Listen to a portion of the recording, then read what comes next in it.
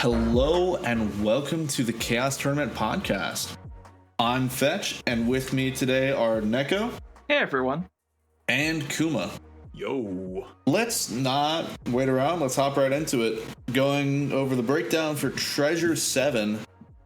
There was a lot of spicy lists in this top 16. Like, not even talking about the tournament as a whole. In the top 16, there was a lot of spicy lists.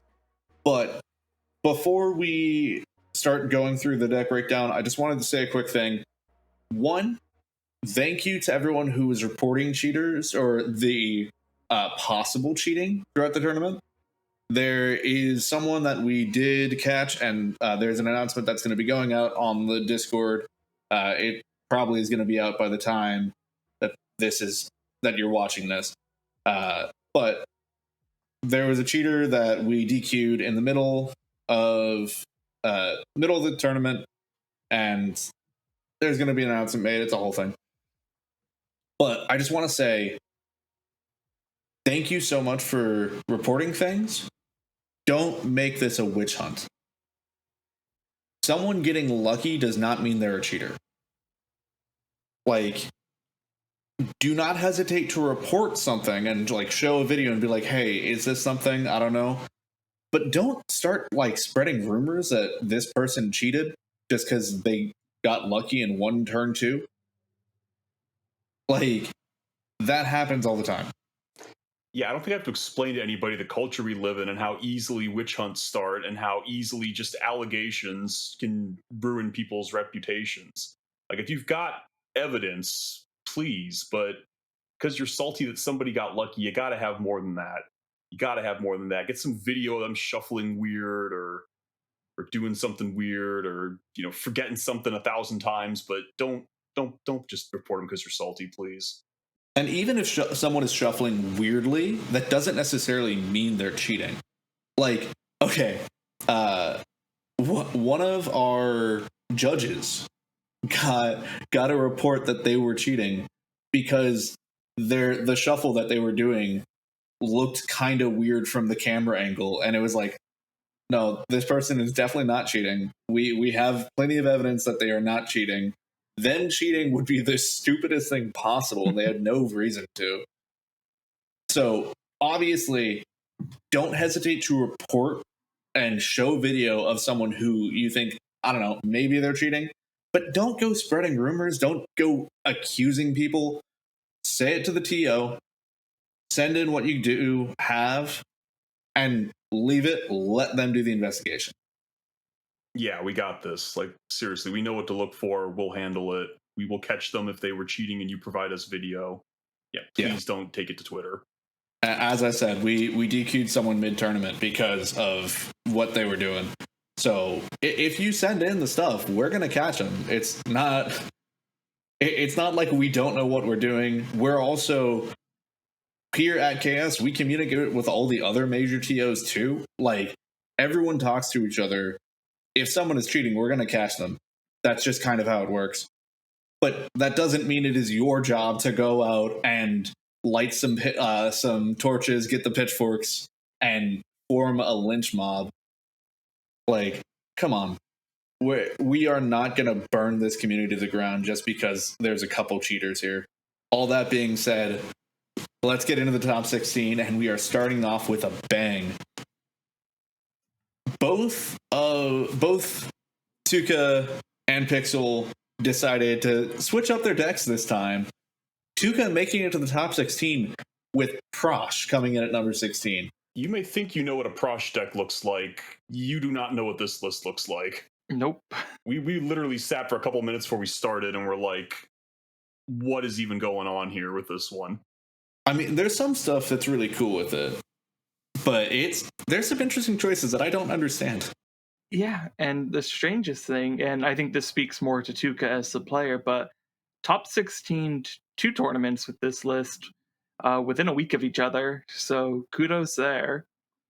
But right off the bat, the strangest thing to acknowledge is Protean Hulk is here, and like we were saying, we spent time trying to figure out what is the Hulk line, if any, and the best we could come up with is it's just a value Hulk to help you get win cons to go with Prosh or just other value pieces from your deck. Yeah, and that's the best we could figure out. Like, there's some stuff in here that just almost looks like a Hulk package, like Lagomos Hand of Hatred, right? Tap it, search library for a card, put it in your hand, then shuffle, activate if 5 or more creatures died this turn. Okay, really easy to kill 5 creatures with Prosh. Cast Prosh, activate Prosh 5 times. But it doesn't have haste. If there was like a single haste enabler creature in here, like a Torch Courier or something, I'd be like, okay, yeah, you get Lagomos, you get Torch Courier, you get some kind of outlet, you sack all your dudes, you activate Lagomos, you get Food Chain, you win the game.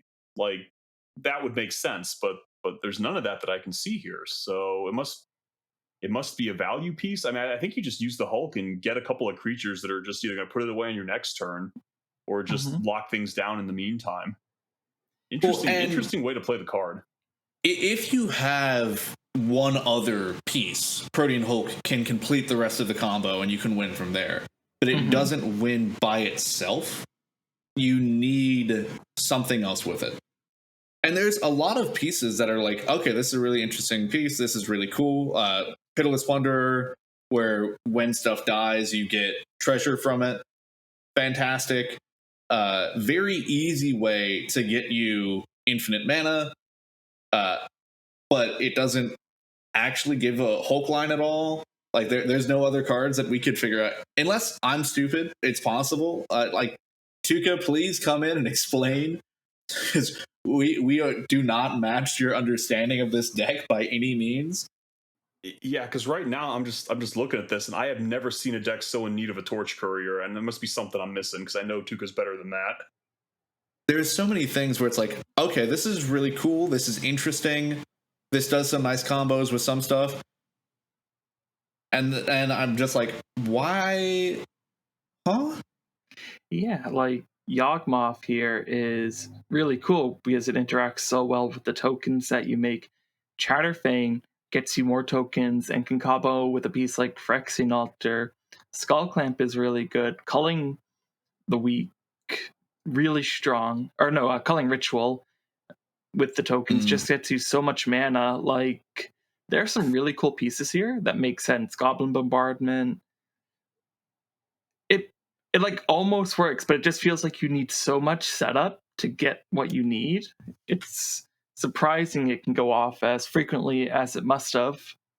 Well, and then there's cards like Wall of Roots is in here, and I don't think there's a combo for it. I think it's just a 2-mana, like, hasty dork. It's Tuka's favorite card. He couldn't take it away from Talion, right? It's like, it's a pet card, I guess. That's what it has to be at this point. I mean, card's 3 mana with Food Chain too. That's not nothing.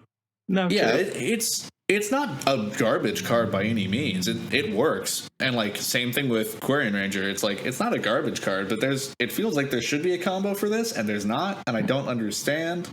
And maybe I'm just stupid. Maybe I just don't get the genius of this list. But there are some cards in here that I love, like Veteran Explorer in this list. Fantastic. Like, Veteran Explorer, a card that probably not a lot of people know. 1 mana for a 1/1, and when it dies, each player may search their library for up to 2 basic land cards and put them onto the battlefield. It's like, the majority of other decks in the format aren't going to get anything from this. You get 2 lands from it of your choice, and this can also give you additional upside if you sack it with something. It's like, that's fantastic. That's amazing. Yeah, it really is. People really aren't running basics anymore, so yeah, there's a lot of cool stuff in here. I just don't quite see how a lot of it comes together. But I mean, Frosh is OG cEDH and apparently still on top of the game after all these years. Or at least not out of the game yet. Yeah, it's not the best deck in the format, but I mean, people kind of moved on from it, and it's still quite good.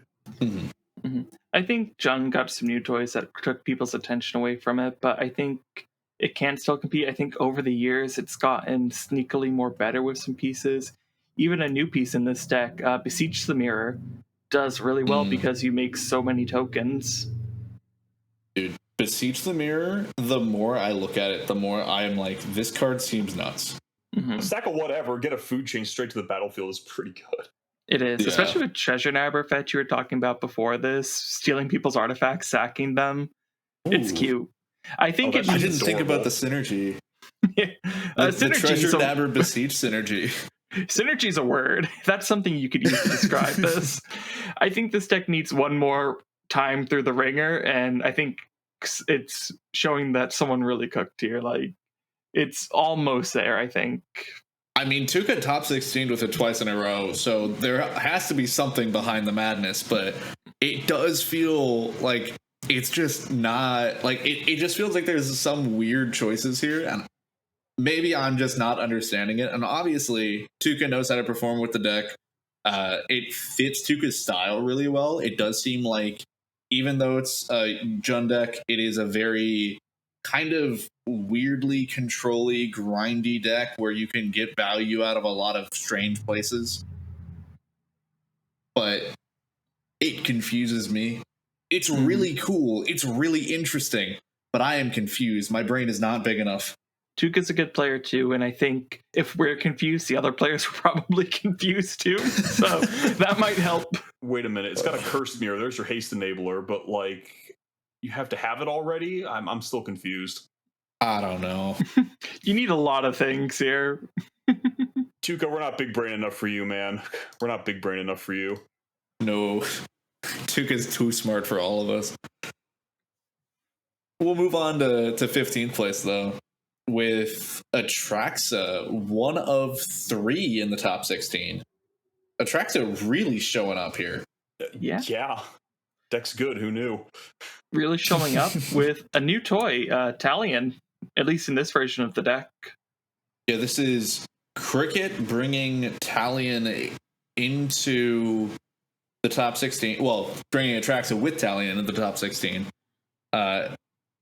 There's not any like crazy, like, Attraxa is still not a hard established list as far as all 99 are consistent. There's the Time Twister in this list, but no other wheels. There's the Talion, as was mentioned. There's small changes between each Attraxa list, and like throughout all of the Attraxa lists that were played in the tournament, which there was 6 of them, which when half of the field gets top 16, that's insane. And the average points for the deck was 10.5. So on average, Attraxa won 2 games. And like, that's just crazy numbers. No Attraxa deck didn't get 1 win, which is also really impressive. Yeah, so Attraxa showing a huge performance here. And small changes between each of them. Not all of, like, it wasn't where there are carbon copies and only like 5 card differences. It typically 10 to 15 card difference between each of the lists. I mean, Attraxa is just so good. You can almost, to a little bit of a degree, do what you want with it. I mean, is it a food chain deck? Yeah. Beyond that, you've got a lot of options. Just the raw power just lets you have options. And I do think we're going to talk about Talion a bit more later on, but Talion being an include, I think, is something that people are going to start thinking about for a lot of decks that can include it in the 99, much less Talion as a commander, which we'll talk about. Yeah, like I always thought, like, this definitely has some legs as a commander. Never really occurred to me to put it in the 99, but yeah, why not? It's almost Rhystic Study on a body. Like, legitimately. How long have we wanted that card? I mean, Rhystic Study on a creature, that would be like played everywhere. This is almost Rhystic Study on a creature. Yes, I don't know if I like it in the 99 in most decks, and I don't know if I like it here. There's that synergy, right? With you're going for your Thassa's Oracle win, Demonic Consultation, there is a chance you get blown out. Like, yes, it is almost akin to a Rhystic Study, but I feel like there's some risk there. And 4 mana, especially in Attraxa, where I don't know if you need it, I don't know how I feel about it, but time will tell. Yeah, but people were talking about the One Ring like that, and now look at it. I think the One Ring was good to begin with. Like, the One Ring's just generically good. One Ring. Nobody's ever died to their One Ring. Nobody's ever going to die to their Talion. I've died to my One Ring before. Well, in Talion, it doesn't lose you life. It loses your enemy's life. But it's a forced draw trigger, right? Like, and that's the part that can catch you. Yeah, I don't think Talion is as good as the One Ring or Ristic. Don't get me wrong. I think it is, however, a very strong draw engine, and people should consider it in the 99, depending on your deck. I love it as a commander. I think it's really cute that way. Time will tell. I'm not sold on it in the 99, at least of most decks. Yeah, I get that. But I don't know. We'll see. Yeah, for as sure. I said, we'll be talking about it more later on because it is not the last we'll see of this card in the top 16. But at 14th place, we've got Vasher. Vasher on Urza, like blast from the past, and not going to spoil anything, but make sure you check out the top 16 video with Vasher piloting this deck, because that game as a whole was wild, but especially what Vasher had to go through. Oh, that game was a trip. It's going to be... That may have some slight delay in when it comes out compared to our normal top 16 beats, just because of how long it was. But it is quite the game to watch. Mm-hmm. And Vasher bringing out the Taboo Breaker Urza, not a poly list, but just running standard good stuff. I mean, I say standard good stuff. It's a mono blue deck, so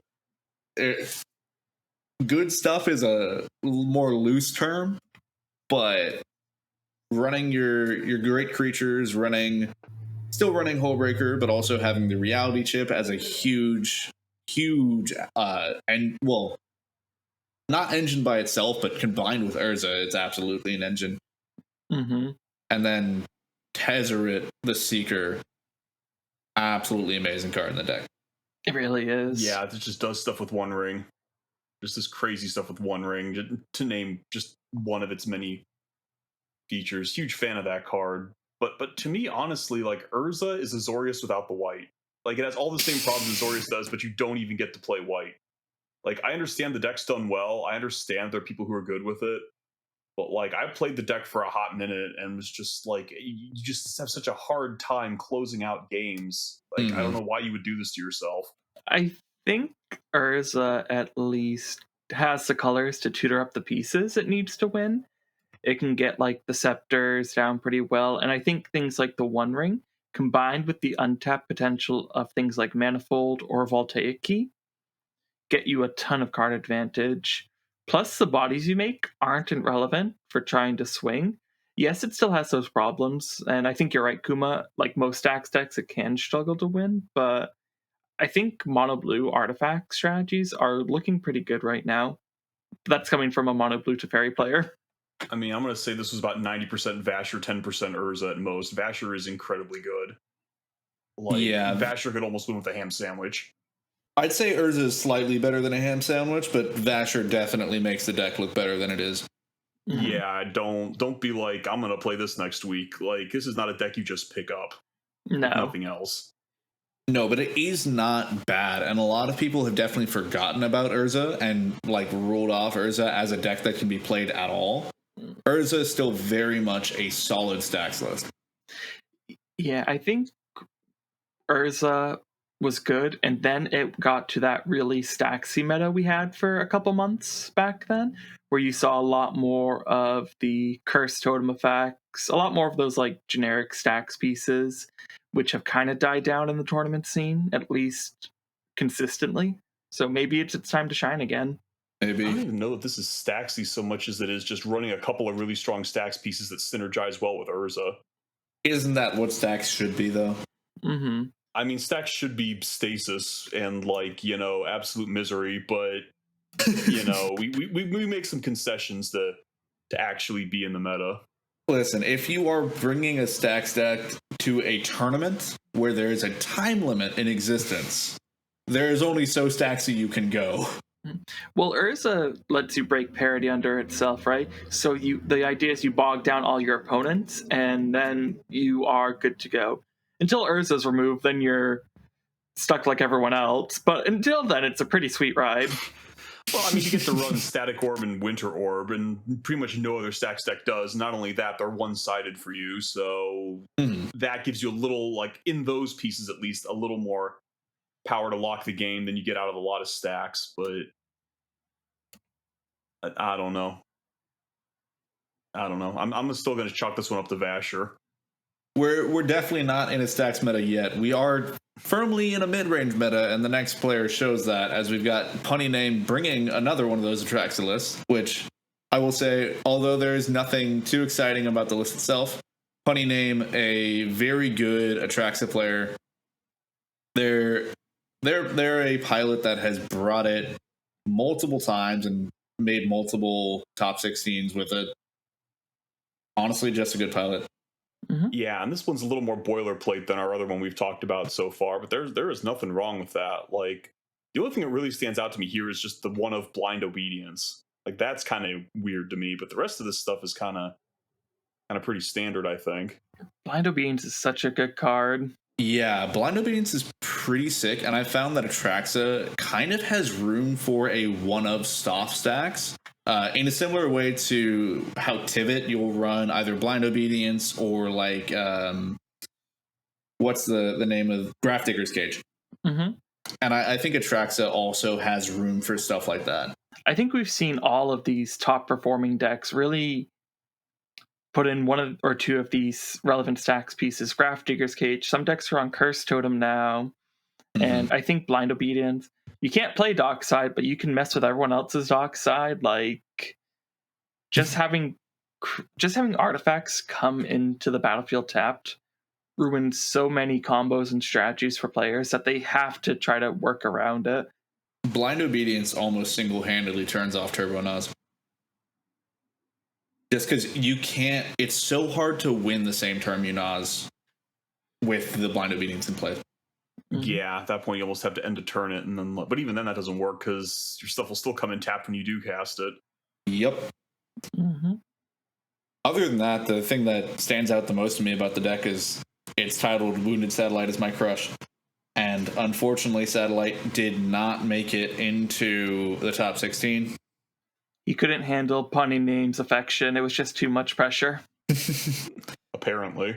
Kinnan also did underperform a bit this tournament compared to previous. So, and Kinnan's been getting a lot of attention too, which means you're getting more focus in games, which means, especially for a deck like where you kind of need your commander and it's so easy to remove it, people are going to start focusing you down. You're not going to get your Kinnan, and you're just going to have a bad time. I mean, to some degree too, it's also a deck that wants to randomly hit things in its top 5 cards a bunch of times for 7 mana, and sometimes you're gonna miss, and then you spent 7 mana on nothing. I don't know about that. You get consecrated things every time, it feels like. But no, Kinnan, while still having a pretty high turnout, also being one of the decks that had 6 players bring it, unfortunately not having the same success. But we do have other 2-color lists that made the top 16.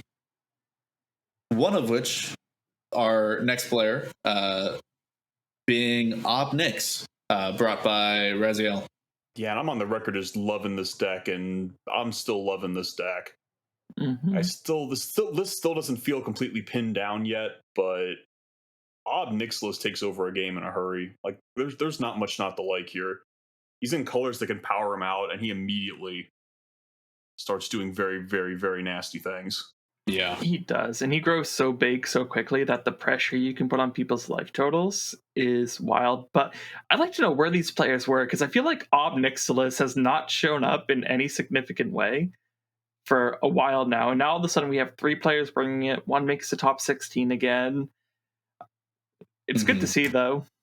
And yeah, Obnix went from a lot of people being really hyped about the list and like seeing some top performances pretty early on, and then it kind of just disappeared, and now it's back. And I'm not complaining. It's probably just natural variance. I mean, not that many people are playing it, so if you don't have that many pilots, you're going to get some ebb and flow just because there's only so many of you. Like, I don't think the deck's a meta smasher, but the deck is really good. It's better than most Rakdos decks, which I think in general are a little bit underrated. I would agree. Prosper, pretty great commander, and Prosper in the 99 for this list absolutely tears it up. Yeah, if you untap with Prosper, you should probably win. It took me a couple of losses to the deck to realize that. Mm-hmm. Like, that deck is legit.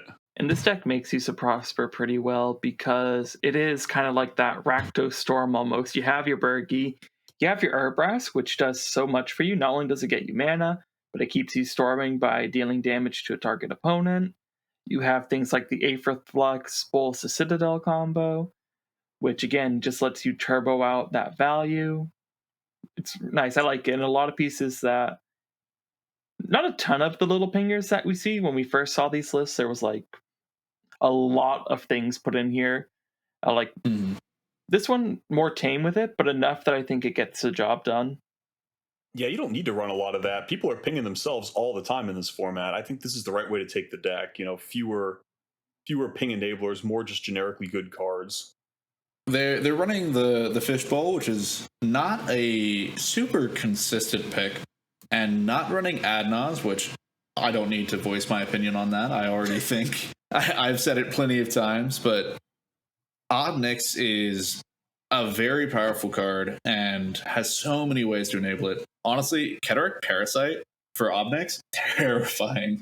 Yeah. I've never been so scared of a 1-drop. I can't imagine that card ever gets cut from the list. Oh no, it's so good. Obnix showing up and doing a pretty solid performance. Mm-hmm. We do have Samurai Dancer as our next pilot here. Samurai, one of our casters here at Ka0s, and I'm pretty happy for them. They've been doing some pretty good things with this deck, bringing Malcolm Ka0s. Mm-hmm. Top 4, I think the most recent Mox Masters might have had another placement before that, if I'm not misremembering. I think so. Yeah, the skill is there, no doubt. It's just, to me, giving up a third color in your Malcolm deck is a huge, huge ask. And I'm not sure Ka0s is enough of a reason to do that. So it definitely is a trade because what you give up is the consistency that some of the better tutors give you in black or green. But on the upside, you get crazy mana generation that lets you ramp extremely early. Like by turn 2, you could have like 5 or 6 mana. Just, it's wild how quickly this deck can go, and that lets you play things like Niv extremely early. And it can't be, yes, it's 2 colors, but it can't be underrated because of that. No, but this deck strikes me as extremely high variance. Like, sure, you can make a ton of mana out of your command zone, but like, how many big things do you actually have in the deck that you're hoping to do with all that mana? You got like Consphinx, Nezahal, Niv. That's about it. Like, if you don't have those things, like, what are you doing with all this mana? That's one of my issues. And like, what you have to do in a deck like this, since you can't run like the really flexible green tutors, you have to just run a bunch of like inflexible payoffs. Like, is Niv Mizzet Peyrune an awesome card? Yeah. Is it what you want in most situations? So to me, you're losing a lot of flexibility just to cut a color, and it's like, I mean, you know my opinion on cutting colors out of decks, but like, I don't know. I think Samurai Dancer was in one of the rounds I was casting, and they cast the Time Twister in a position where their opponents had a lot of stuff already on the board, and me and I think it was Spleenface at the time were just like, this had better be the world's luckiest Time Twister, or you just buried yourself. And it was the world's luckiest Time Twister. Like, the Attraxa player got absolutely nothing. They got gas, but like, you almost have to run cards like Time Twister in a deck like this that are somewhat of a die roll, just because you don't really have another way to dig in your deck. You don't get tutors. You have to like run wheels to see enough cards in your deck, which can backfire tremendously. I mean, this deck is going to be very high variance. You're going to get some hands where you just have it all and you just crush them early. I think you're going to have a lot of games too, either wheel your opponent into something or you're all dressed up with nowhere to go. Mm-hmm. To be fair, while they definitely give up tutors and there's consistency that they're giving up with that, they do have a lot of interesting flexible combos, like stuff with Maskwood Nexus and Arcane Adaptation, where you turn some pingers that it's like Reckless Fireweaver. There's a few others as well. You turn the pinger from, I am applying a ton of life total pressure to the table, and turn it into I am winning the game with it. Mm-hmm. Yeah, and that's certainly powerful, but you're also got to run a very narrow card in like Arcane Adaptation when we've already established you don't have the tutors to find your narrow cards. You're just going to hope to draw your narrow card at the narrow moment?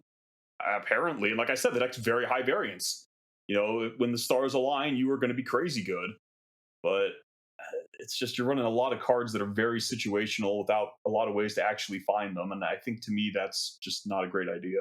I mean, it worked, don't get me wrong, but not my style anyway.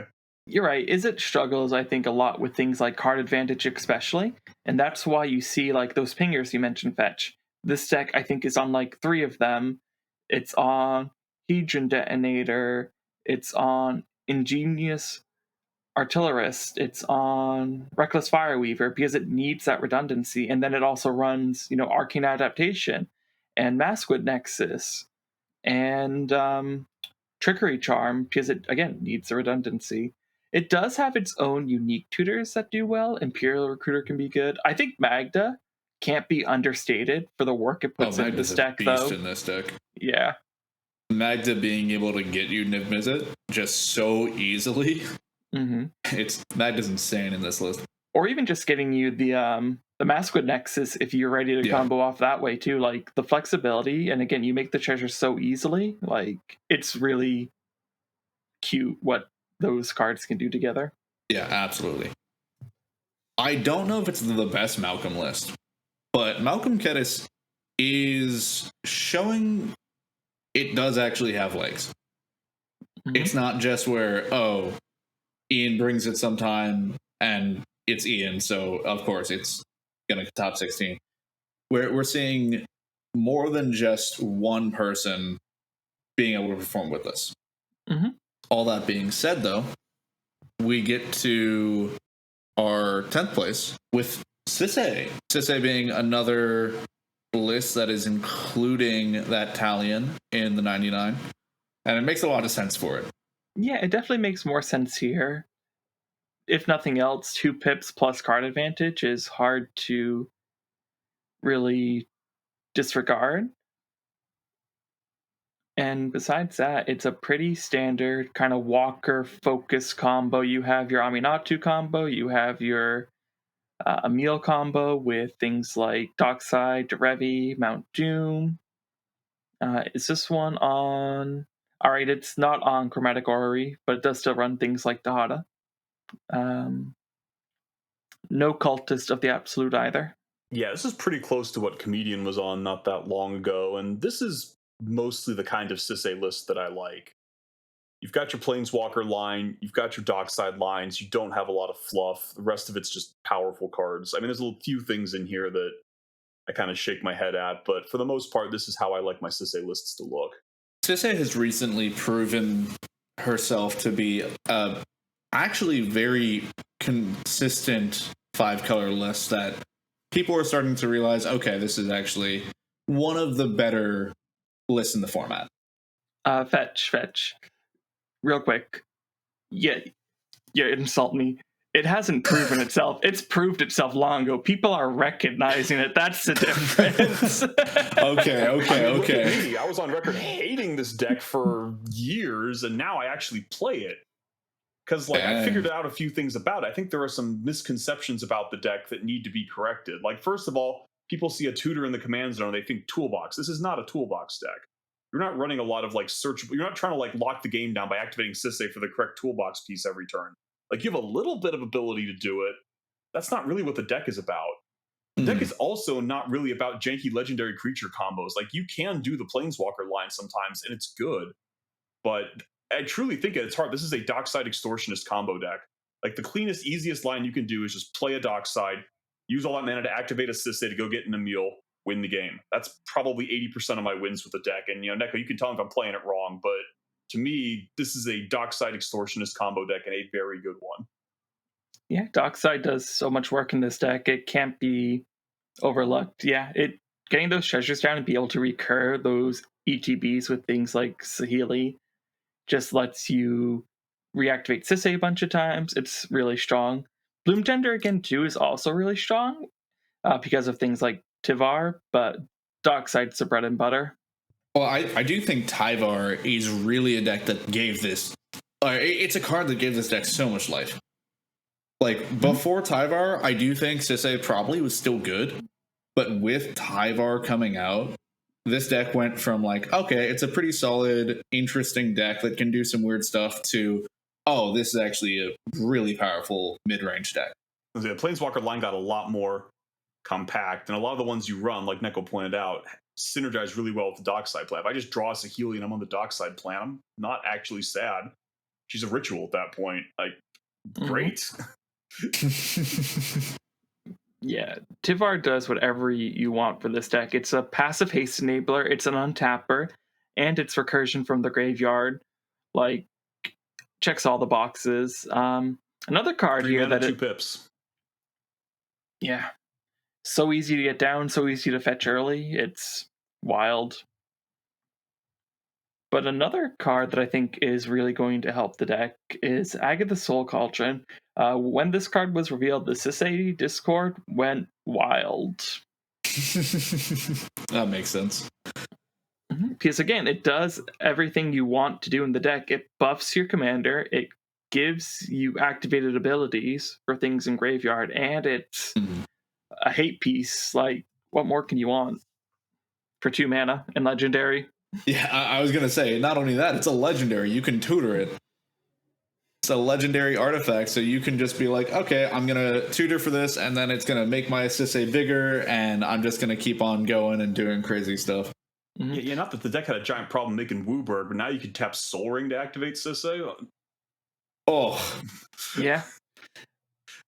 And with that, too, there's another card that I didn't like in the deck, and I still don't love it, but it at least works better now. Delighted Halfling, making that colorless mana, if you have the Cauldron, actually works now for you, and that's just wild.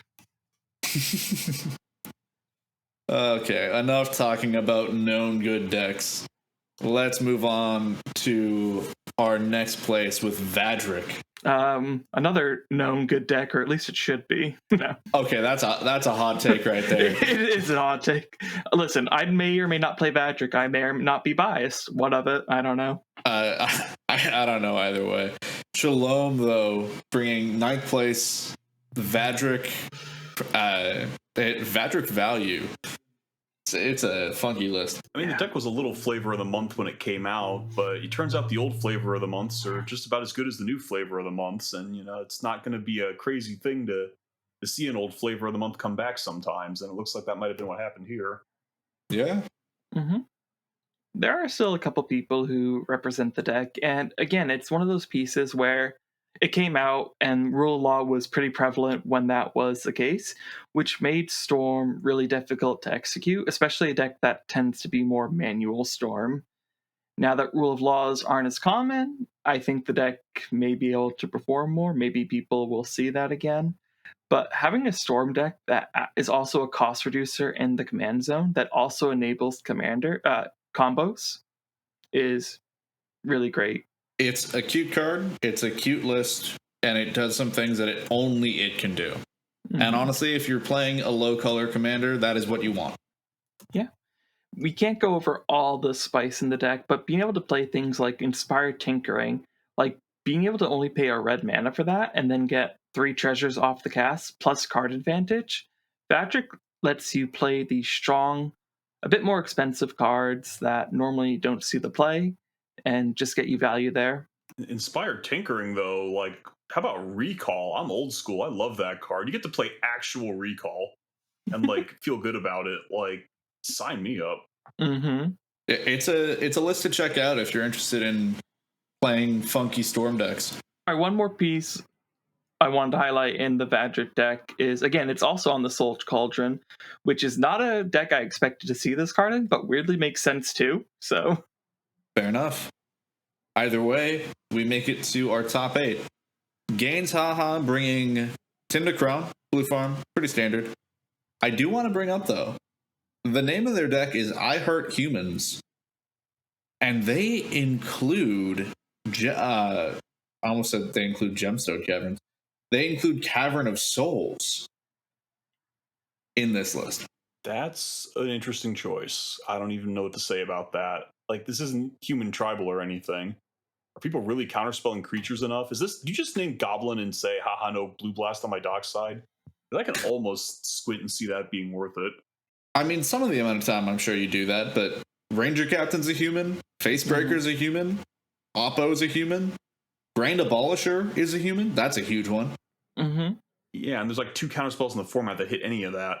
Yeah, but it's guaranteed protection if they do come down, so... Yeah, but how often are you mulling because you have a Cavern of Souls and not like a land that always makes 2 colors? Valid point, yeah. I think it's less often than you think because you can name whatever. But I do understand your point. I mean, it takes some brass ones to run Dam and Cavern of Souls in the same deck. That's fair. Yes, that's true. It's worked, though. This player, Ganesh, has had some good placements before now. It's a name that's been popping up recently, so it's been working for them, if nothing else. The list is pretty standard outside of that, so nothing else really to talk about here, but it's just an interesting choice that I wanted to bring up. 7th place, we've got Wrath, bringing a spicier list, Brea. Yeah, this is a neat little choice here, for sure. I mean, it runs a lot of the same cards as Blue Farm, but you open up a few different lines. Like, what's standing out to me here is you're running Liberator Urza's Battlethopter, right? You can cast colorless and artifacts as though they had flash. Now, that to me is very interesting. Lets you hold up mana to interact, EOT, Brea. You know, lets you do Naws on other people's turns a little bit cleaner, I imagine. Although I don't know if you can just straight up win that way. There is a line where you can win at instant speed. It looks like, from what I can tell, the Isochron Scepter with the Dramatic Reversal will let you make infinite mana at instant speed, which then you can pool into Brea. Oh, and this is also Born Upon the Wind deck, so you've got a little synergy here between Liberator, Born Upon the Wind, Brea, Necropotence. Yeah, a lot of nice little synergies in this deck. I kind of like how that all comes together. It's spicy artifact, Blue Farm. Yeah. Took the ham sandwich, put a little jalapeno mustard on it. Also on the Auriok Salvagers line, which is interesting as well. I mean, Brea is a way to go off that infinite, so makes sense. It's not on Cloudstone Curio lines, just which I know go really well with Dockside, so... Yeah, I feel like you don't want to run both Bomberman and Cloudstone, so they chose for Bomberman combo over the Cloudstone combos, and I respect it. Yeah, I guess Bomberman you can theoretically activate at instant speed too, because again, that lets you go at flash speed with Brea, so okay, that makes sense. Yeah, it's definitely a little more flexible in the instant speed win lines than Cloudstone Curio is. Moving on past it, we've got Elsa next. This is one we haven't seen in a minute. That's something we're going to say a few times here, but yeah, Elsa, I mean, we talked about Urza being one we haven't seen in a minute, now Elsa being one we haven't seen in a minute. Wildest card I'm seeing right away is the inclusion of Displacer Kitten, which I know can have some pretty good generic value, especially in a deck that likes to cast a lot of spells, but at the same time, it's weird to see in a list like this, I guess. I mean, I don't know where Elsa decks are at right now, but it doesn't seem like a weird addition. I mean, you do kind of synergize with Elsa, and that Elsa lets you cast extra spells off the top of your deck, which turn into kitten triggers. You're running a lot of cheap 0 mana artifacts just to get Elsa drawn through your deck, and you put a kitten out, and now they all turn into like mana rocks, and it seems pretty good to me. The one that kind of weirds me out a little bit is a Dance of Many. Like, I was happy about Recall as a blast from the past. I'm ecstatic about Dance of the Many. That is a card. That's not even a card that I was aware of. When I think you Dance don't know about of Flying Slugs on the staircase? No, I think Dance of the Mance. That's a card that I am aware of, but Dance of Many, that is not. Nah, this is OG fan image. Okay, wild. But here's the fun part. It makes a token copy. It's a 2-mana enchantment that ETBs, creates a token copy of the creature. If Dance leaves, the token leaves. The token leaves, Dance leaves, and it's got an upkeep of double blue. Now, I would kind of look at this card and think immediately, oh, bargain, right? You can bargain the token, or you can, but that's clearly not what's going on here. Like, is that just more dockside value? Is that like creature? Is that like enchantment phantasmal image you can cast off the top of your deck with Elsa? Is that what they're trying to do with it? I think That's probably it. Yeah, I guess if you have Displacer Kit in this, you could copy a dockside, right? Flicker the dockside. You don't run into the problem of Phantasmal Image, where if you target it, it has to sacrifice itself. So yeah. You flicker that. That's what you do. You target that with the Displacer Kitten ability and make a new dockside. So every time you cast a non-creature spell, you get a new dockside if you have dockside and Dance Out. Or heck, just make 2 kittens. It's not bad either. no, that's not bad. I see Ancestral Knowledge in here as well. Another blast from the past with my lady Sissy on it here. Again, that's another one. It's like, okay, I'll blink that. I get to look at the top 10 of my deck and put them back in any order. Oh, I cast off the top of my deck with Elsa. Well, that's pretty great.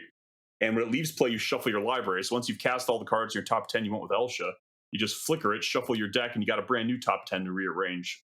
This is like the coolest Elsa list I've ever seen. Not going to lie. I'm loving this. The wildest thing here that I've just noticed, not the Displacer Kit, it's a Shorikai, the Genesis engine. I mean, blinking, that's not bad either. No, it's not, I guess. It's Or getting stuff off the top of your deck isn't bad either.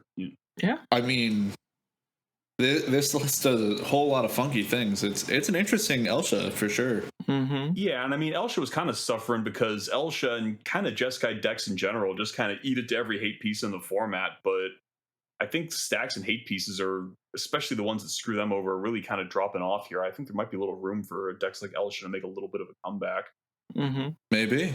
Either way, we move on to a deck that doesn't need to make a comeback because it's one of the best decks in the format.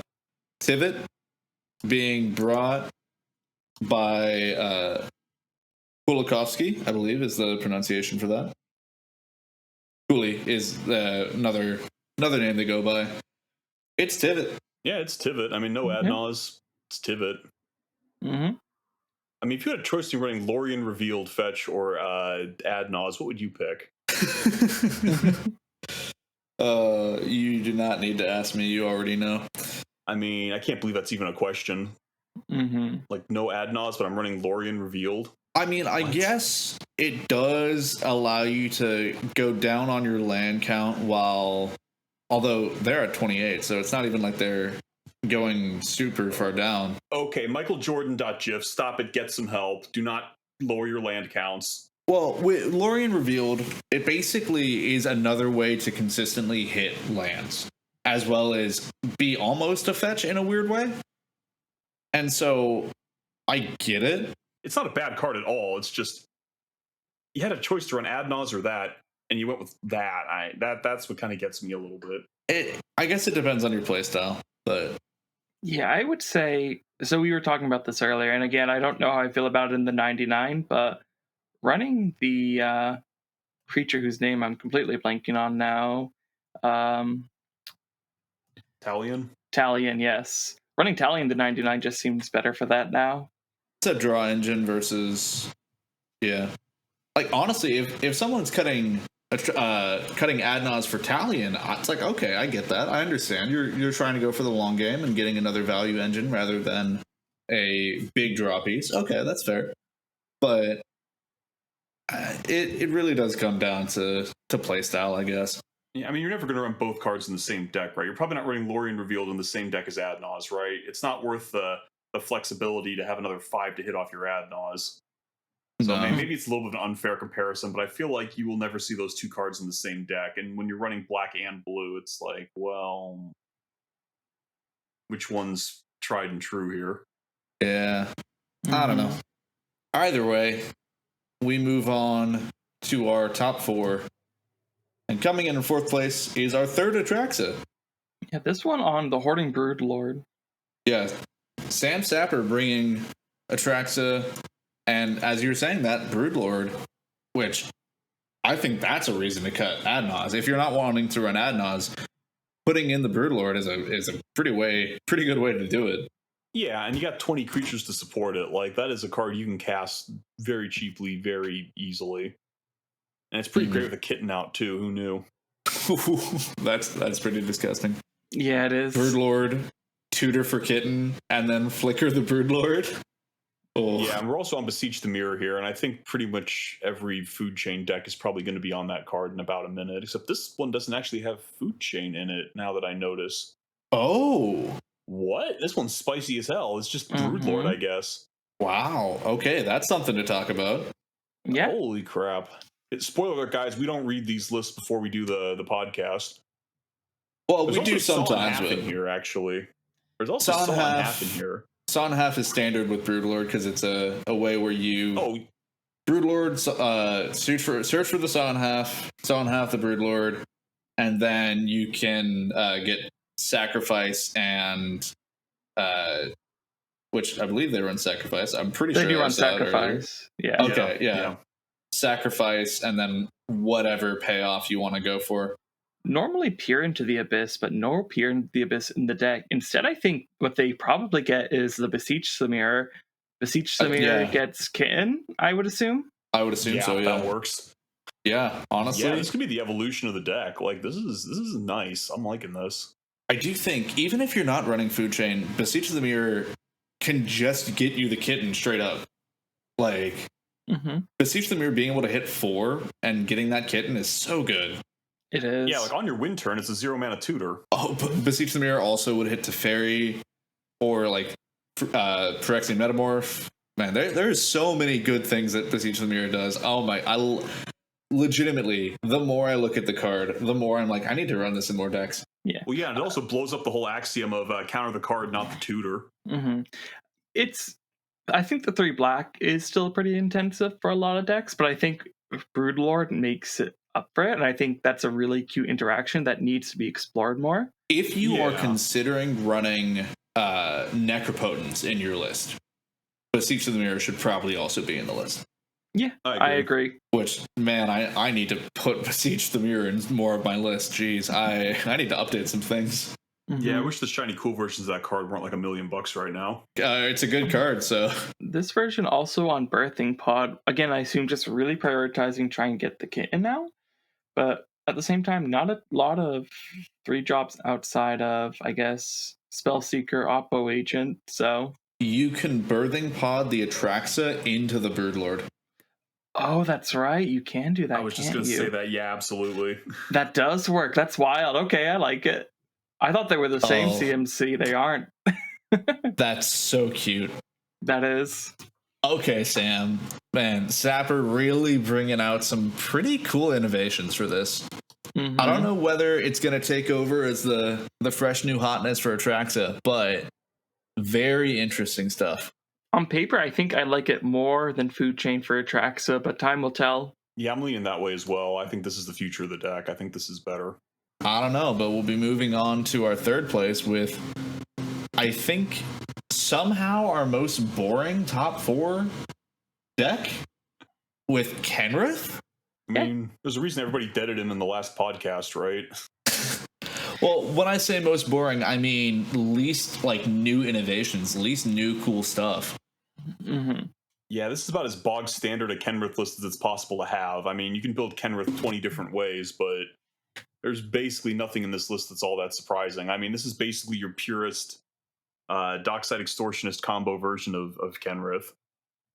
You've got Dockside combos, you've got Bomberman combos. They do run Talion in the 99, which double noble, that's very cool.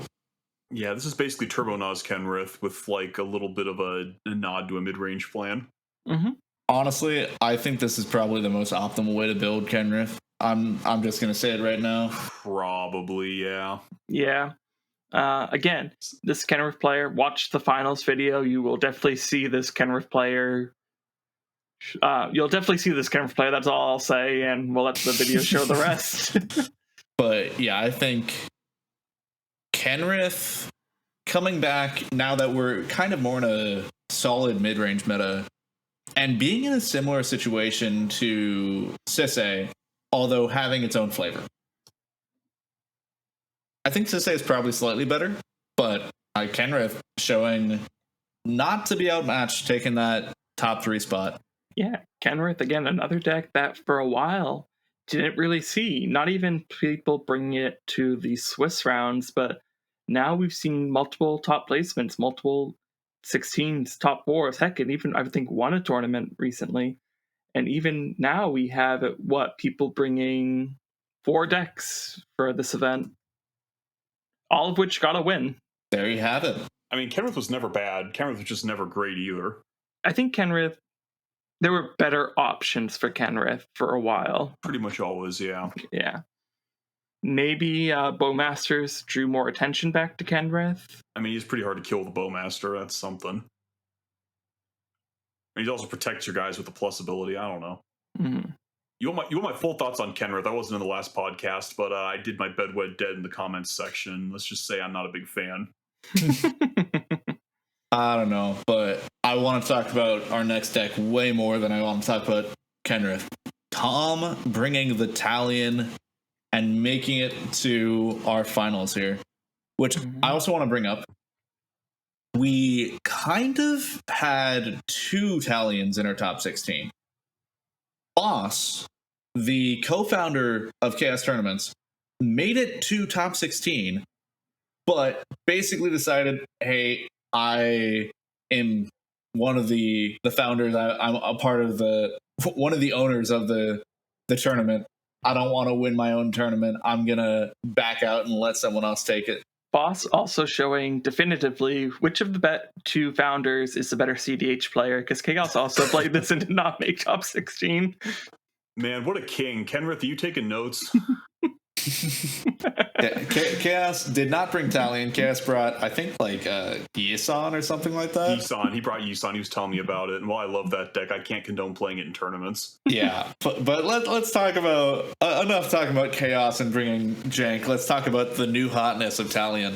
So right away, I think we saw the best performance that Talion could have had. We saw multiple, in both semi and final, turn one Talions that were immediately able to get value. The player especially was able to recognize which number to name would get them the most advantage, and that value rolled in consistently. Mm-hmm.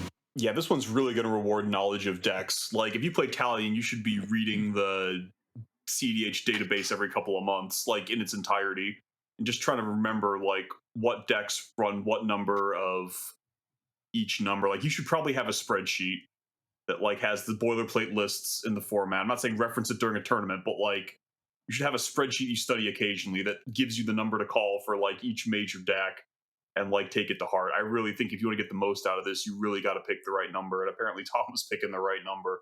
I mean, good on him. He's a player after my own heart. I love the guy. It's good to see him get out of the back end of a top 16 with a weird mid-range pile.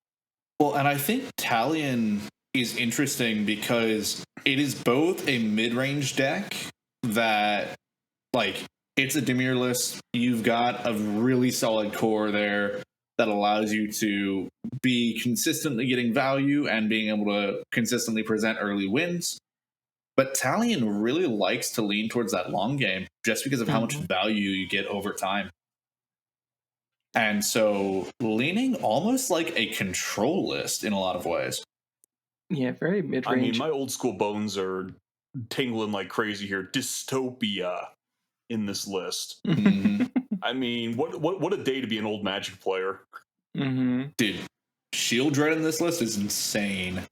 Thada Adele Acquisitor, I love that card. It was always card like 101 in like every deck I built when it came out. Like, I'm glad to see that one get a day in the sun. Shieldred has nothing on the Rugged Smothering, though, and the performance that we saw for that card, it put in work. But yeah, Shieldred combined with Talion, the life loss that your opponents suffer is so profound. And like you were saying, Fetch, this core that the deck can play, it really feels like it's the first commander that lets Dimir be Dimir without needing to have some sort of gimmick. It's just Dimir good stuff. You can kind of build it around that and just have a commander that lets you have that value. Absolutely. Well, it's a commander that is basically a Rhystic Study and a Clock all together that you can get out very consistently turn one if you draw the Jeweled Lotus. Mm-hmm. And I think, I mean, we all know Jeweled Lotus is a busted card, but this might be one of the best Jeweled Lotus decks in the format, if not the best. I think it might be better than Najeela as far as value from Jeweled Lotus, not as far as a deck specifically. I don't know if I'd quite go that far, but it's definitely up there. I think it's a high contender. I think when I think Jeweled Lotus right now, and recency bias, of course, but I think Najeela, I think Malcolm, and I think Talion. Mm-hmm. No Niv Mizzet? I guess Niv, but not enough. I don't know. Niv is, it's really hard to get a turn 1 Niv, I'll just say that. It certainly is. And yeah, turn 1 Talion is just such a great way to warp the game. Like, even if you don't win, you just get so much card draw. It's insane. Mm-hmm. I will say that I'll be curious to see how the list is innovated, because one thing that did seem to be kind of a hiccup for Tom was being able to draw a lot of cards, but having a trouble with, at least what we saw on camera, ending the game, which is weird to say because made top 4, so they definitely ended the game, but it definitely took them some time, which I guess isn't the worst thing. I mean, you've got Oracle Consult. Like, how can you have a problem ending the game? It just took them time, I guess. The big problem is that you really only have Oracle Consult. Mm-hmm. That's your only major combo. And other than that, you just kind of... Yeah. Mean Betrayal, and then other than that, your main win con is Rug of Smothering. Mm-hmm. Well, Rug of Smothering, Blood Chief Ascension, Shieldred, some other basically just damage as a clock. Yeah. And to compensate for that, this deck runs a ton of removal, both on the stack interaction and just spot and sacrifice removal, like Shieldred's Edict. We saw put in some work, for example. Mm-hmm. Here's a bit of a hot take. Is this the deck that can actually make Blood Chief Ascension Mind Crank work? Ooh. How good is Blood Chief Ascension just in the deck with a million other things to say your opponent loses 2 life on it? The deck needs more ways to win. I gotta wonder if this is the deck that can actually do that. I mean, a bit of a hot take here, but I think you're onto something there, though. Yeah, I think that's not the worst thing. That's definitely some spice worth considering, and maybe some Shieldred, or not Shieldred, maybe some Talion players can take that advice and do some brewing with it, see if it turns out well. Mm-hmm. Going on to our top spot here, number 1, we've got Tremnek, amazing pilot, first of all, bringing Tatiova. Which, I mean, talking about a blast from the past. I mean, this deck is definitely slept on.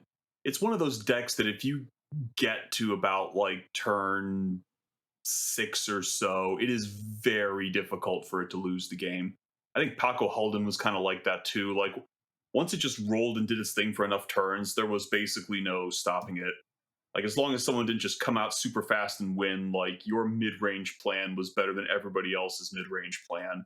And the nice part about this one, as opposed to a little bit to something like Paco Halden, is you've got like every piece of interaction in the world to make sure the game goes that long.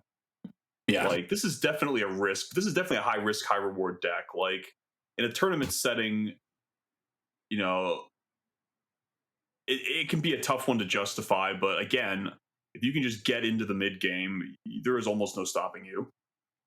Yeah, you get so much advantage just from lands, running 34, 35, if you include the MDFCs. Like, getting Exploration down gets you so much value. It's really good. And again, an old deck that I think got a new toy that really helps it in Nissa, Researchant, Animist. Yep. That card is unreal. People don't even realize yet. Nissa in this deck is actually insane. You know what deck this really reminds me of, though? This is Simic Niv Mizzet. This deck does basically everything that Niv Mizzet does. Like, except you don't have to power out a blue, blue, blue, red, red, red commander. You get the much easier to do 3 colorless, green, and a blue.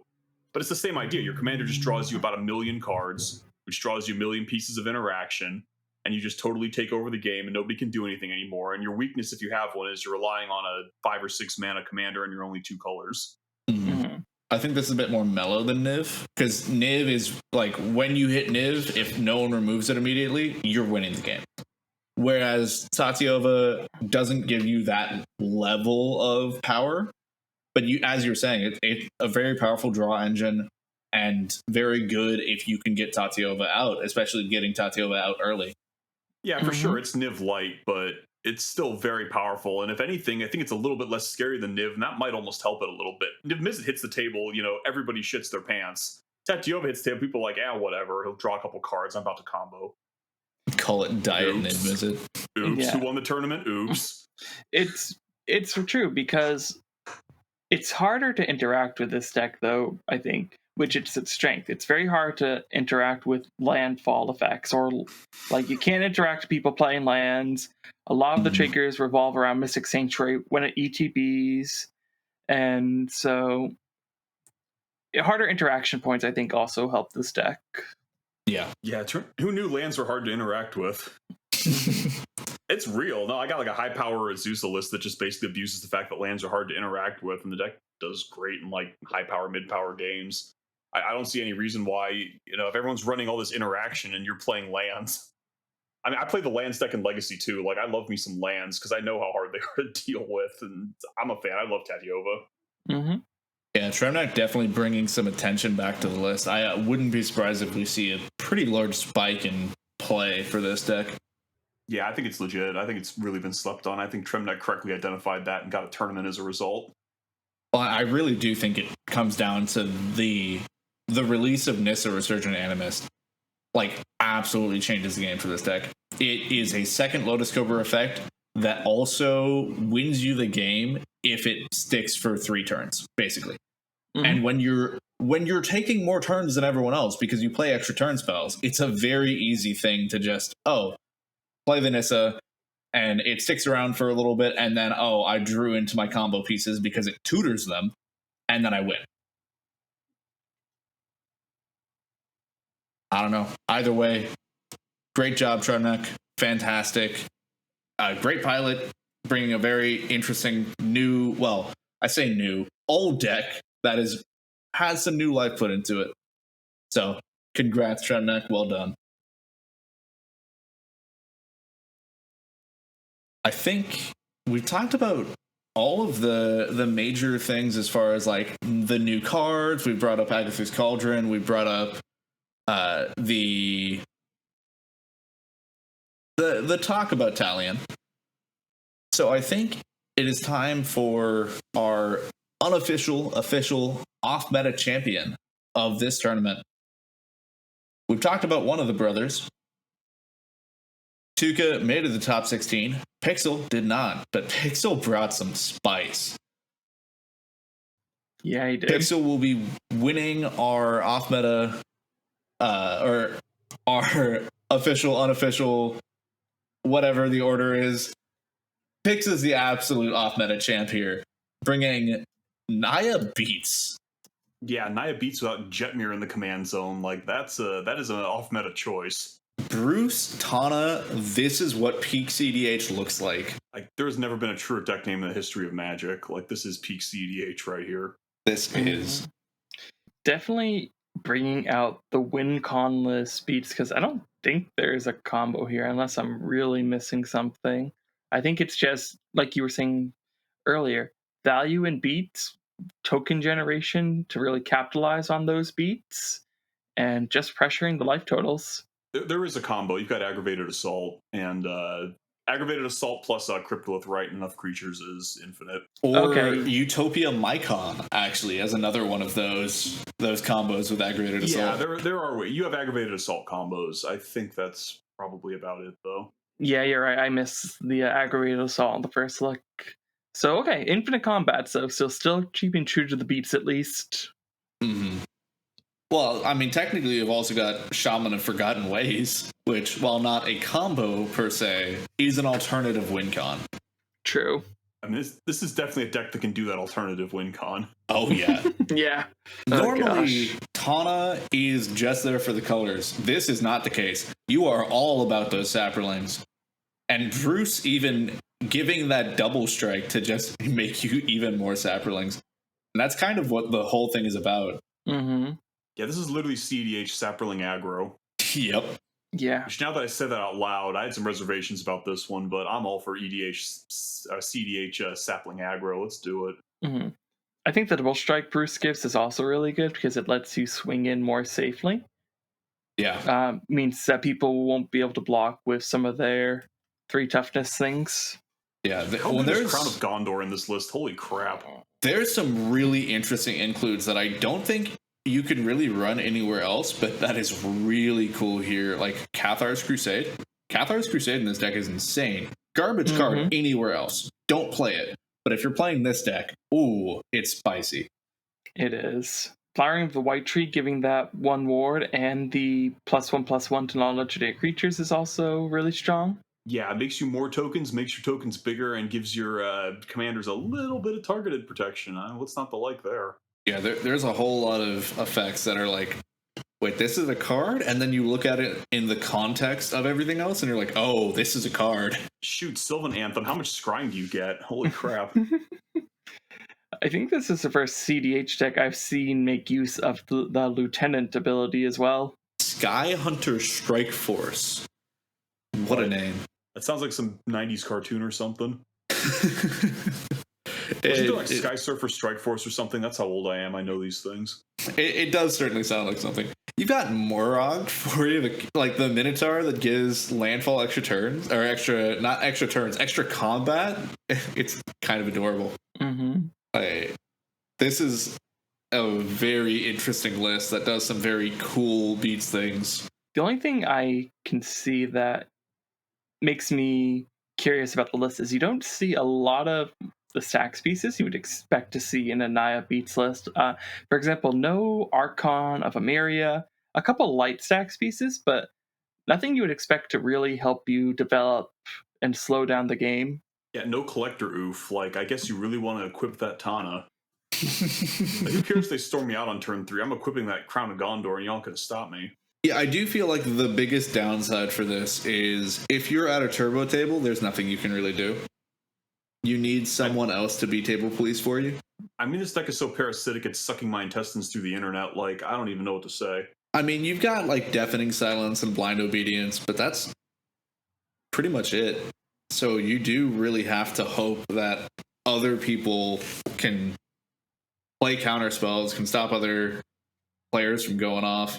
I mean, this is the kind of deck where, like, somebody sits down at the table and reveals those 2 commanders. I let out a snort, and then 6 turns later, when, like, the 3 blue decks have shut each other down once, we all die to an army of saprolings and go, oh, yeah, that could happen. Mm-hmm. It's like the Najila inevitability, except for that's your entire game plan. And with the uprise of creatures in the meta just passively, and the inclusion of more board wipes in lists, makes this deck all the more fragile, I think. Yeah, it's got some definitely downsides, making it not one of the best decks in the format. But thank you, Pixel, for bringing this very spicy list to inform us that it exists and that Beats apparently is a potentially viable plan in cEDH. Yes, thank you, Pixel. You did kind of make my evening a little bit, but kids, do not try this at home. It's a very dangerous drug. But I believe that brings us to the end. And as we come into our closing segment of Bedwed Dead, we thought we'd change it up a little bit. Instead of talking about specifically cEDH things, we decided, there's a new set that just released, and that new set has a very important trio for the story. Seems perfect. Let's talk about 3 witches. That would be Ariette, Agatha, and Hilda. Yeah, I don't know what to say about this one. I think we're all going to have to channel our inner Neko here a little bit and just kind of. So what do we got here? Let's see. All right, we've got Goth Dommy Mommy. We've got Wild and Crazy Party Girl's going to slip you something you don't fully understand what it is, but you're going to have a great time anyway. And you've got the Ice Queen. So, fellas, which one's your poison? I mean, I'll start it out. Why not? Let's go for it. So, only one of these has a card that's actually relevant for cEDH. And it's none of the creatures. It's Agatha's Cauldron, which is the only relevant piece out of any of these 3, at least as far as I'm concerned. Yeah, you're right about that. That being said, even with the relevant piece being there, I would not be down to be married to Agatha. That is a little bit much for me. I'm sure the cooking would be great, or something.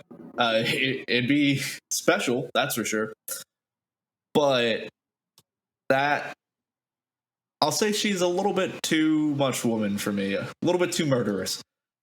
So Agatha, while not going in her own cauldron, she will be my bed. That leaves the Ice Queen and, as Kuma so elegantly put it, the god Dami Mommy. And between those two, for who I want to marry, I personally am not so interested in someone that doesn't care about me at all. And the Ice Queen is definitely in that category. So unlike the lore, actually, this time, I will be deading Hilda and wedding Ariat. All right, then. I think I'm ready to take a crack at this. So, let's see here. So Agatha of the Vile Cauldron. Now, the Vile Cauldron, that's just like propaganda or something, you know? That's the freaking reefer madness of the magic universe right there. It's not a Vile Cauldron. It's a cauldron full of goodies that help you have a good time at the club. And that's just it. Like, Agatha's the kind of girl you go to the club with, you have a crazy time, you come back the next day, you don't remember half of it, but you know you want to do it again. Like, I'm all down for that. I would party with Agatha. I will bed Agatha of the Vile Cauldron. Now, Hilda of the Icy Crown. Now, these two ladies seem like they are probably pretty opposites of each other. Agatha's kind of, wild, emotional, and crazy, and Hilda's off in her ice castle, kind of keeping to herself and, trying to, how does the song go? Conceal, don't feel, something like that. Now, I'll admit it. I have a little bit of a soft spot in my heart for the Frozen movie. I enjoyed that movie. I enjoyed the character of Elsa very much. I may have been accused of being a Vulcan a few times in my life. So, I understand the Ice Queen. I'm all about the Ice Queen. I think I'm going to have to wed Hilda of the Icy Crown. Which means I'm deading Goth Dami Mommy. And it's nothing personal. I mean, I'm all about the goth as much as the next person is. But you know what? I just can't trust her, right? They say it's a charmed apple. I think it might be more of a poison apple. And, if I can't trust any food that she gives me, like, that's just not going to work out. I can't eat dinner with her on a date. I certainly can't marry her if every time I eat dinner I have to wonder if it's my last one. So I can't deal with that level of anxiety, stress, and mistrust in my life. So I'm just going to have to dead Arietta the Charmed Apple. I love how the one who has a vile cauldron where people are put into the cauldron, you're like, nah, that's fine. That's definitely safe. And the one who has an apple that puts people to sleep, you're like, I don't know about that. I'm telling you, it's reefer madness in the magic universe, right? That is not a vile cauldron with people in it, okay? That is a happy cauldron full of semi-legal chemicals. From what I've gotten from this, both of you just want to get in Agatha's cauldron, and I can respect you for it, I guess.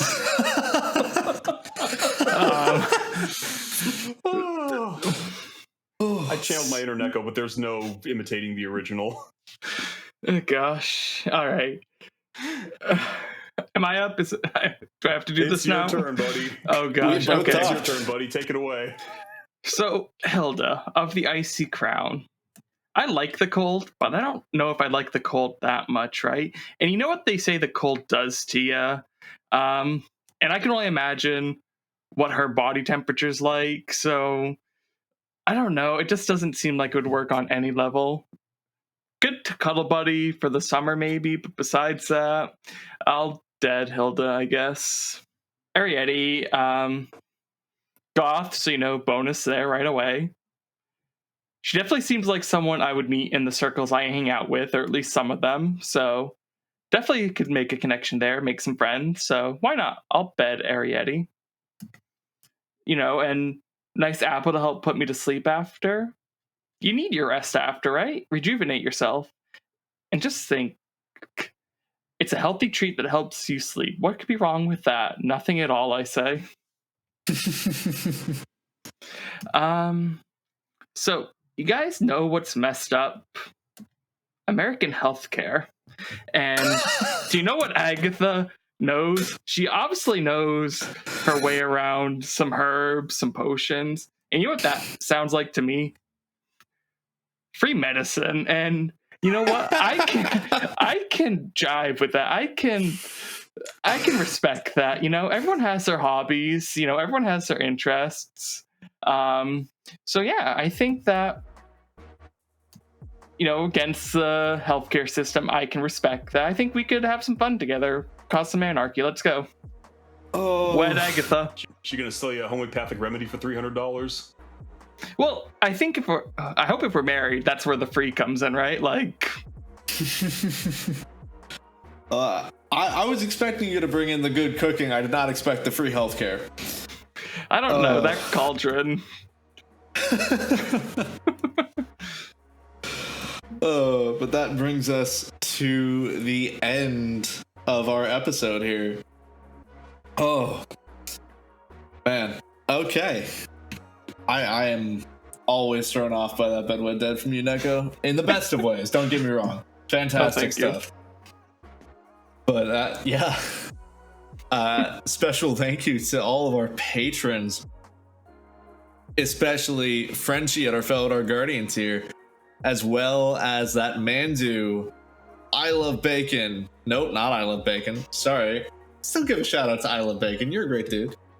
Tax Auditor, Suzu, and the Exterminator at our Displacer Kitten tier.